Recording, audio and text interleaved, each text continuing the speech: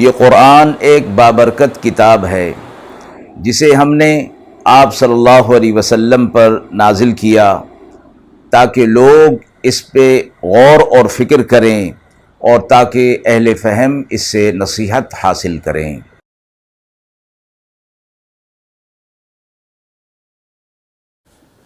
بسم اللہ الرحمن الرحیم۔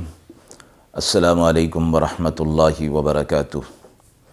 ناظرین کرام، درس قرآن مجید کے آج کے اس پروگرام میں ہم سورۃ النمل کی آیت نمبر 1 تا آیت نمبر 6 کا ترجمہ اور تفسیر پیش کر رہے ہیں، اور آخر میں پوچھے گئے سوال کا جواب ہوگا۔ اعوذ باللہ من الشیطان الرجیم، بسم اللہ الرحمن الرحیم۔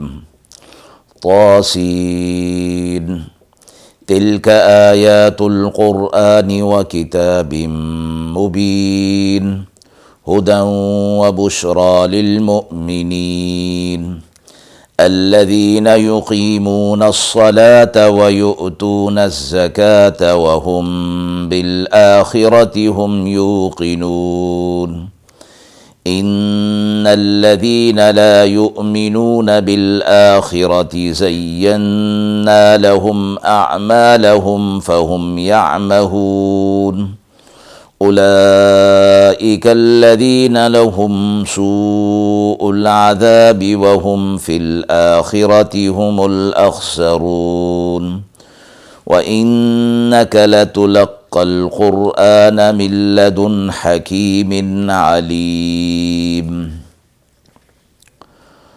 آیات مبارکہ کا ترجمہ ملاحظہ فرمائیں۔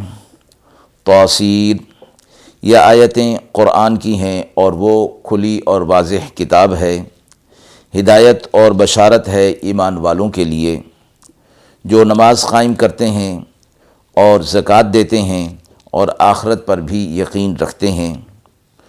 جو لوگ آخرت پر ایمان نہیں لاتے ان کے اعمال اچھے کر دیے ان کی نظروں میں ہم نے، اور وہ اسی میں بہکے پھرتے ہیں، وہی ہیں جن کے لیے بری طرح کا عذاب ہے اور آخرت میں وہ خسارہ پانے والوں میں سے ہوں گے۔ اور آپ کو قرآن دیا جا رہا ہے ایک حکمت والے بڑے علم والے کی طرف سے۔ سورۃ النمل کی یہ ابتدائی آیات ہیں۔ یہ سورت مکی ہے اور اس کی 93 آیات اور 7 رکوع ہیں۔ سورت کی ابتدا مفرد حروف سے ہو رہی ہے جنہیں حروف مقطعات کہا جاتا ہے، اور قرآن مجید کی بعض صورتوں کی ابتدا میں یہ مفرد حروف آئے ہیں، انہیں حروف مقطعات کہا جاتا ہے، اور ان کے معنی اور مراد اللہ کے علاوہ کسی کو معلوم نہیں۔ آگے قرآن مجید سے متعلق فرمایا گیا کہ یہ قرآن ہے اللہ کی طرف سے، اور واضح اور کھلی آیات اس کے اندر ہیں۔ یہاں قرآن مجید کے حوالے سے 4 باتیں ذکر فرمائی گئیں۔ نمبر 1، یہ آیتیں قرآن کی ہیں۔ نمبر 2، یہ کتاب روشن اور واضح ہے۔ نمبر 3، یہ آیات اہل ایمان کے لیے ہدایت کا باعث ہیں۔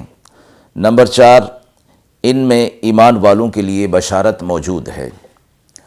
اگلی آیت میں انہی ایمان والوں کی 3 خاصیتیں ذکر فرمائی گئیں۔ ایک یہ کہ یہ لوگ نماز کو قائم کرتے ہیں جو کہ بدنی عبادت میں سے سب سے بڑی عبادت ہے، اور زکوٰۃ دیتے ہیں جو کہ مالی عبادات میں سے فرض عبادت ہے، اور آخرت پر بھی یہ لوگ یقین رکھتے ہیں۔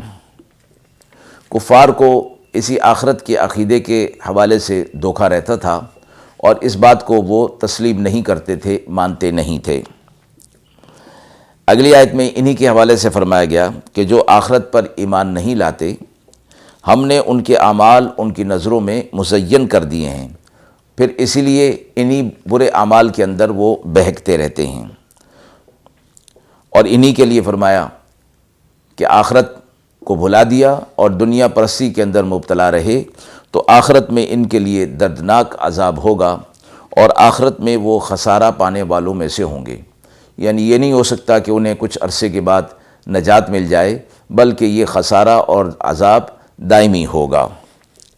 اور آپ صلی اللہ علیہ وسلم سے فرمایا گیا کہ یہ آخرت کا انکار کر کے، آپ صلی اللہ علیہ وسلم کی نبوت و رسالت کا انکار کر کے آپ کو تکلیف پہنچاتے ہیں، تو آپ دل کے اندر تنگی محسوس نہ کیجئے، آپ اللہ کا شکر ادا کیجئے کہ اللہ نے آپ کو اپنی طرف سے ایک قرآن مجید عطا فرمایا ہے جو حکمت والی ذات ہے اور علم والی ذات ہے، اس لیے آپ اس کے شکر میں لگ جائیے اور ان کی تکلیف دینے اور ایذا رسانی کی طرف توجہ نہ کیجیے۔ آیت کے حوالے سے سوال پوچھا گیا ہے کہ منکرین آخرت کے اعمال ان کی نظر میں کیسے مزین کر دیے گئے ہیں۔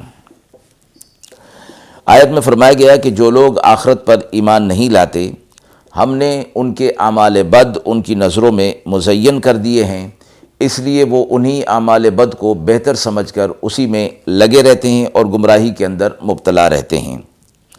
اللہ تبارک و تعالیٰ کی طرف سے انہیں نیک اور اچھے اعمال پیش کیے گئے تھے، لیکن انہوں نے اس کی طرف کوئی توجہ نہیں کی اور کفر اور شرک کے اندر مبتلا رہے اور اسی وجہ سے گمراہی میں بھٹکتے رہے۔ اور یہ الفاظ مزین کرنے کے ان کے برے اعمال کے حوالے سے استعمال ہوئے ہیں، اس لیے کہ انہوں نے جب آخرت کو بھلا دیا اور دنیا پرستی کے اندر مبتلا ہو گئے تو ان کے اعمال تو نیک رہے ہی نہیں، اس لیے کہ اللہ کے ہاں اعمال صالحہ اور نیک اعمال وہ ہیں جو ایمان کے ساتھ سر انجام دیے جائیں، اور ان میں تو ایمان ہے ہی نہیں اور آخرت کا بھی انکار ہے، اور دنیا کے معاملات کے اندر جو ہے وہ تیز ہیں اور آگے بڑھتے رہتے ہیں، اس لیے فرمایا کہ ان کے اعمال کو مزین کر دیا گیا اور اسی کے اندر وہ بھٹکتے رہتے ہیں۔ وآخر دعوانا ان الحمد للہ رب العالمین۔